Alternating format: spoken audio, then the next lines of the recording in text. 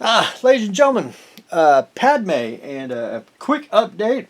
I got her all primered up, and I started to sand the little support struts on her arms and on her legs. You might be able to probably see the little nubs here and there.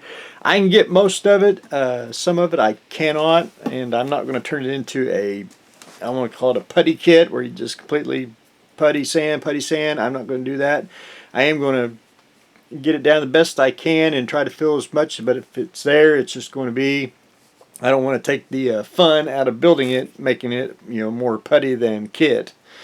So she basically got some on her arm here, which you can see that on her inside of her leg, and I don't know if you can see with the shadow, wrong one, this right in here. And I'm not going to basically putty. What I'm going to do, knock it down, is use tulip paint and basically just take a wet finger and smooth it in, and that should take care of most of the dimples, but some of it may be there. I'm going to try to hide everything with paint, basically do like heavy coats of paint just to use it as a filler and get everything lined up. She does have one hole, and that's the back of her belt.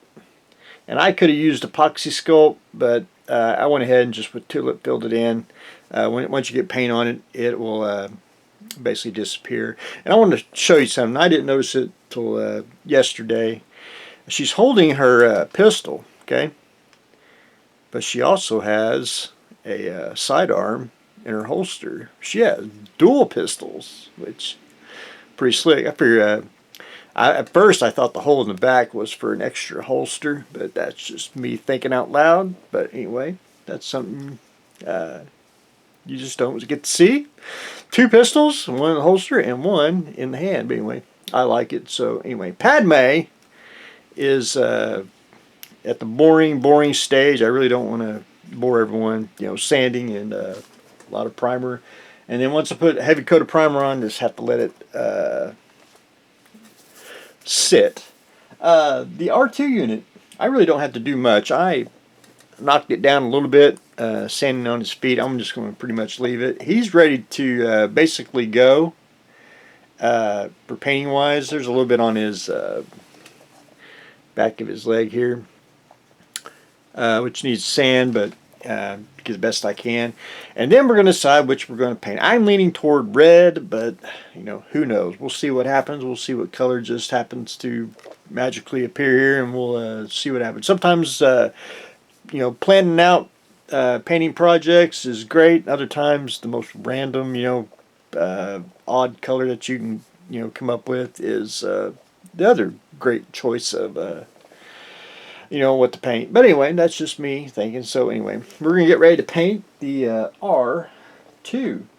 The base, I did manage to, I got it assembled, and I did fill it in with tulip slick, which is thick acrylic paint. Now I could go in with epoxy sculpt or a putty and fill it in, but I just needed to fill in the gap in with tulip here, and then I'm going to go in with where is it? Well, just for example, your diorama material, sand, rocks, stones, whatever.